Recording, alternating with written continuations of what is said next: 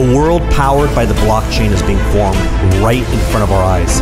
Experts are calling it the Internet 3.0, the next digital revolution. It's leaving many investors and even institutions looking for a path to take an early position in this massive opportunity. Bitcoin, Ethereum, Ripple, Dash, it's all speculation at this point. But what is certain is that the most profitable businesses for cryptocurrency and the blockchain is in the actual creation of these coins. This is why some of the top early adopters of Bitcoin, blockchain miners, fund managers, and even billionaires have come together to create a new vehicle to invest in the blockchain core itself. Get immediate access to this new company by going to crushthestreet.com/Bitcoin. Hello everyone and welcome into crushthestreet.com. I'm Kenneth Amaduri and let's talk crypto today. Bitcoin, last I checked, was close to $18,000, came down some overnight. Ethereum continues to move higher, over $850, steadily getting closer to 1,000. Litecoin continues to be strong in the $300 range there. And, we're just going to talk crypto today with John Cruz. He's with Anchorus.org. And we're going to learn about that today and just blockchain applications and really what this brings to the crypto platform and the cryptocurrency environment. John, thanks for coming on the line with me today. Oh, my pleasure. Thanks for having me. Well, John, let's start off with the Bitcoin futures and what we're seeing in the CME. And I just kind of want to get your thoughts on that in general. Actually, you know what? Before we do that, let's talk about your background. How did you get involved with cryptocurrencies?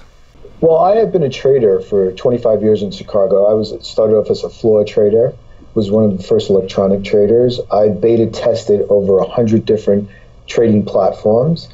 And then about 5 years ago, I got involved in crypto. I started with Ripple. I was one of the original beta testers with the $1,000 free Ripple wallet. And that's when I got hooked with Ripple. I like Ripple, and I've always held Ripple from the beginning. But I've also, the bad side of it is that I've been involved in 4 exchange hacks through no fault of my own. The last one being Bitfinex, and that's where I pretty much swore off crypto until our community director came into the office and said in February this year it's starting to heat up again. And I got back involved again, but the same problems existed. And that's where I came up with the idea for Anchorus. Interesting. To basically do it on a broker-dealer entity model where you have all financial assets and crypto assets on one platform, and your money's not at risk like it is at a crypto exchange where they're just basically a guy with a bank account in Hong Kong that they could steal your money, or they could just say, hey, it was hacked. Yeah, let's definitely get into that. The crypto space right now is seriously like the Wild West. And I think a lot of people are concerned about different cryptocurrencies. They're even worried about Bitcoin and the ability for it to scale. And is this where the long-term store of value will ultimately settle? And it's a fair question to ask, and a lot of people are asking it. A lot of smart people are asking it. But up until now, it's proven itself to be extremely resilient, and I don't think anyone can argue with that. But I definitely want to get your thoughts on that. But before we do, I want to talk about the futures exchange and what we're seeing with the CME. And interestingly enough, one of our own editors here at Crush the Street posted the chart right out of the gate. And Bitcoin fell $1,000 right essentially out of the gate of the CME futures pretty quickly.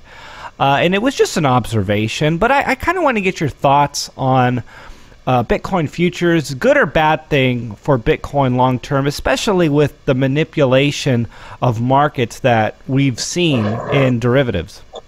Well, I think Bitcoin futures are going to be a good thing because now people can actually use Bitcoins for everyday purposes because they have a way to hedge the volatility. I mean, I can see Amazon starting to accept them, marijuana dispensaries, because now they have a way to hedge their exposure and volatility.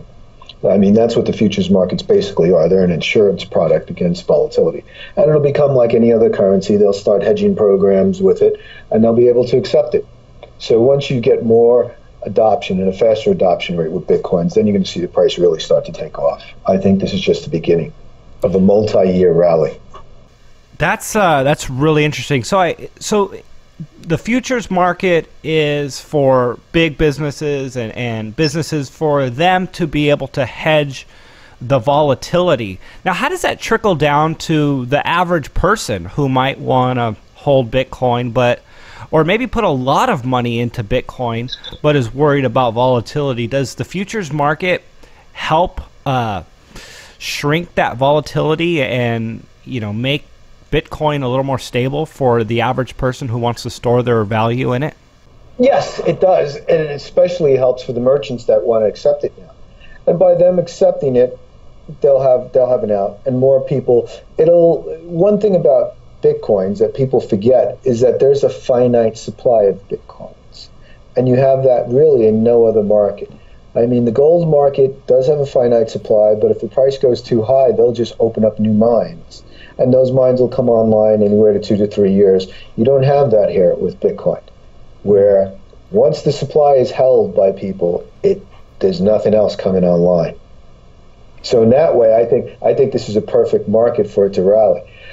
And once you get, right now, the opening day of Bitcoin futures was nothing. It was the start, but not a lot of volume there. As more and more people get used to it, and there's a lot of commodity traders out there that could put it on their screen and add it, and once the clearing firms let them trade it, then I think most of the action is going to be on the buy side. Interesting. John, so do you see a potential for, a Bitcoin $100,000 world or $500,000 world? Or, I know John McAfee is saying $1 million. Or does issues like scaling present concerns that, really bother you? Well, the perception is already with us up at these prices. The perception is that it does hold value, and that's all it really takes. And as right now, when you look out into the vast world of people, there's a tiny percentage that actually know about Bitcoin. Most Americans can only buy Bitcoin in 2 places, Gemini and Coinbase. They can't buy it anywhere else. And since it is fractionalized, they can come in for a small amount. So the cost of entry is very small because they don't have to buy a full Bitcoin. It's fractionalized, basically. So they can come in, but I think Bitcoin will continue to go up, but you're going to see a lot of the other altcoins like you see now going up because people are looking at it and say, well, this is 18,000, 19,000. That's a lot of money for a full one. I can go over to Ethereum. I can go to Bitcoin Cash. I can go to Ripple, and I can deploy my money better where it'll go up faster. Now it's 17,000, 18,000, 20,000. It's got to go to 40,000 to get the kind of returns, 100%, the kind of returns it was getting when it was at lower prices. And I think more people are going to look at just like in the stock market, they're going to look at things that are in the same industry that are cheaper and buy a lot more of that. That's very fair, and I think we're seeing that to a large degree. At what point does that frenzy sort of settle down? Because you have to admit we're starting to see a frenzy and everything is going up. For the time being, it's kind of like the dot-com era. And I know a lot of people still say we're in the early stages of this bull market, we're in the early stages of the technology, and I would largely agree with that. But there definitely is a frenzy, even in Bitcoin, going from 9,000 to 19,000 within a few days. At a certain point, just those numbers alone, you have to almost wonder if that's sustainable without a big correction and just a change, and things kind of slowing down a little bit. Any comments on that? Well, you also have to remember it's a very small market. Basically, the market cap is basically like a large company. So everybody in the world wants a piece of it, and you're going to get it going up because it is such a small cap. And that's what you see now. And we really haven't even seen the beginning of it. You're going to start seeing pension funds, insurance funds, sovereign wealth funds, larger hedge funds, all getting involved, and that's just going to push it one way. So I think we're in the beginnings of, like I said, a multi-year rally. You'll get sell-offs, but the sell-offs won't be that hard, and people will just come in and buy the sell-offs. Yeah. Well, I largely agree with you. I'm just asking these questions because it's stuff that, you know, is in the back of my mind. But man, I'm all in. I'm very much bullish in what we're seeing in cryptocurrency, and to a large degree, a transfer of wealth. And one of the ways I was thinking about it this morning, you know, thinking about this call is, it's interesting to see the dynamics of what is changing. You know, when you consider gold and silver, they've largely settled where they're at, and you know, many people consider them undervalued. I'm one of them, but the big money has entered, and it's shaken up, and they've settled at a certain price. But Bitcoin and cryptocurrencies are going through this phase of being even recognized by the big money, and just that alone, it hasn't even got to a price that reflects it as an asset class, or it's getting to that point where it reflects what it should be valued at. And that's what justifies this big price action, to me at least. You know, eventually gold and silver, I believe, will go higher and then pull back, but they're already at a point where they're valued at, you know, many billions of dollars. I know silver is valued at $320 billion, and Bitcoin actually surpassed that. And actually, that's one of the questions I want to ask you. But it's interesting. This is a big controversial question right now, and that is Bitcoin, and for that matter, cryptocurrencies, replacing the role of gold and silver in the 21st century? I think it is. I think you're absolutely right. I like to quote that buy gold has been replaced by buy Bitcoin in the internet searches now. Yeah, that's a big one. And I think for the millennials, their version of gold and a store of value is going to be cryptocurrencies, not just Bitcoins, but all of them. And that's where you're getting a vast movement of wealth now to the millennials as the baby boomers die off, and they're not going to buy gold or silver. They may not even buy real estate. They're going to buy crypto. So this is the beginning of it. You know, I mean, and I've had to defend cryptocurrencies to people who think it's Beanie Babies, but I'll defend gold and silver on this talk right now. And you know, gold and silver are defined and limited by the laws of nature and matter. And I think, you know, cryptocurrencies, although, you know, something like Bitcoin is finite, you know, there are the possibilities of new technologies to come online. You know, eventually it's possible that people can shift over to another technology. I don't see that largely happening in a very fast way, and I think Bitcoin is proving itself to be like the dominator, the Amazon, the Google, the Netflix. But there is that possibility. It's not finite by technology or the ability to create a new one. I agree with you, but it's also the perception of people. The perception that Bitcoin, even though it doesn't have the best technology and it's not the newest technology, the perception is that it holds value and it goes up. And that perception alone makes people come and buy it before they'll transfer to a newer coin or a better technology. And as far as gold and silver, you think they're, I mean, do you think it's a safe investment at these prices, or you think they're bound to go down? Gold and silver? I think gold and silver will hold steady, possibly come off. What'll happen is, as Bitcoin makes higher highs, you may see the last gold bulls finally throw up their hands and get in. And when you see that, that's when you know it's just going to go. When they finally give up. Because gold has a lot of problems too. I mean, you have a lot of stories of fraud and scams. And not only that, it's also not easily transportable.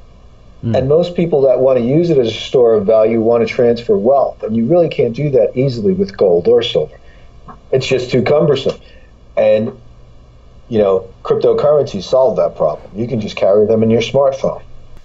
Yeah, good point. Well, you know what? We are largely seeing the bullish of bulls in gold perish. I can tell you, Andy Hoffman is someone who has really shifted in terms of going 100% or largely crypto and a little bit gold. He's not even recommending silver anymore, and he was one of the largest proponents of gold and silver for many, many years.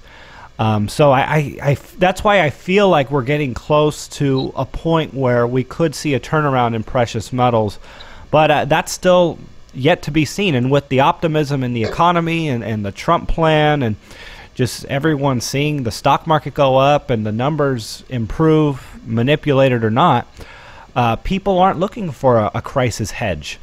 And I think that's why gold and silver are seeing their values under pressure. So, John, let's get into Incurus and tell us about it and the platform and, the problems that you have seen in cryptocurrencies and what this solves.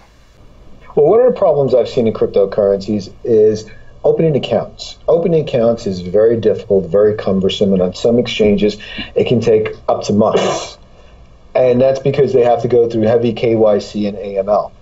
As a broker-dealer, and you probably know this, do you have a stock account? How easy was it for you to open up a stock account? A lot easier than a cryptocurrency exchange, by far. A broker-dealer account usually takes as long as 15 minutes, just like opening a bank account.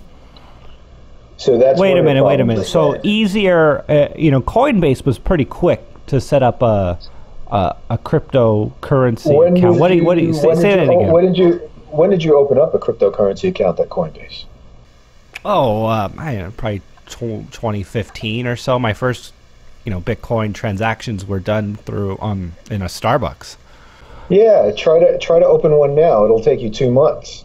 At 100,000, some days they get 100,000 people going to the platform just to open accounts. You were pre-rush. Now there's a rush. So is it the fact that the websites are being bogged down, or there's not enough personnel? The websites are being bogged down. They're being overwhelmed by it. So that's a lot of things. Okay, so what is what is it solving then? Exactly. So it solves the ease of opening accounts, because once you open up an account with us, you not only have access to financial assets, you have access to cryptocurrencies too. So people with stock accounts can just move their stock positions over to us and they have access to crypto, which they don't have now. Some places do Fidelity, but they kind of hide it. No one's really, because basically New York, Wall Street is anti-Bitcoin, so they're not pushing it to their customers at all. But if their bigger customers ask for it, they'll facilitate that. Okay, and so so you guys are running your own exchange then. What sort of liquidity and what sort of tokens do you guys have on your exchange? What we're going to do is we're just going to have pipes into the existing exchanges. So we'll have a pipe into Coinbase, Gemini, and what we'll use front ends that are basically used right now in the financial world. Depth of market. The front ends that you use at these crypto exchanges are really antiquated. They don't make any sense at all. They're designed by tech guys. They're not designed by traders. And the front ends that already exist in the financial world are way superior than what they use on the tech side and the tech and crypto side now. So for the average person, we're limited to how much we can transact on Coinbase or Gemini. How does that work for a company such as yours? You guys have obviously much higher limits. Yes, because Coinbase is just a money remitter. We're basically an SEC. We will become an SEC regulated broker dealer. So as a money remitter, they have certain limits that they have to follow. Like there already exists right now. It's called Genesis Trading. They are a SEC regulated broker dealer, and they do over-the-counter cryptocurrencies for their customers. So it already exists. This is nothing new. But it's done on the Coinbase exchange. Yeah. It's not done on Coinbase. I mean, Coinbase is not a broker dealer. They're just a money remitter. Okay, can you explain exactly what you mean by that? A money remitter is like a currency exchange on the corner. That's the business they're in. Okay, I see. And then they're going through. And then what they do is they deposit your money to FDIC bank, and that's how they get the $250,000 insurance. Okay. So with a broker dealer, you have SIPC insurance, which is much higher, because they'll cover you on your financial instruments and they'll cover you on your cash. Interesting. Okay. Well, so talk to us a little more. So there's a token that you guys offer as well, and how does that integrate with your platform, and what's the utility of the token? The utility token is the ANK token. It's used to pay for commissions. It's used to pay for data feeds, the front-end platforms that we're building to the different crypto exchanges. And we also have different tiers of membership for more professional traders, where they would come through us and get low commissions. They would get an international debit card. There are a bunch of other services that we have four different tiers for, but that's more for professional traders. Interesting. Well, John, I really appreciate your time here at Crush the Street. Is there anything else that our audience should know, or, a question that, you don't know what you don't know, right? Anything else that we should hear about in terms of what Ancurus is offering for people? No, just our ICO is running to December 25th, Christmas, that's when it ends. And come over to ancurus.org and take a look at our website and see if you like what we're doing. Excellent. Well, hey, thanks for coming on the show today and educating us on the space to even further degree. I appreciate your time. Thank you very much.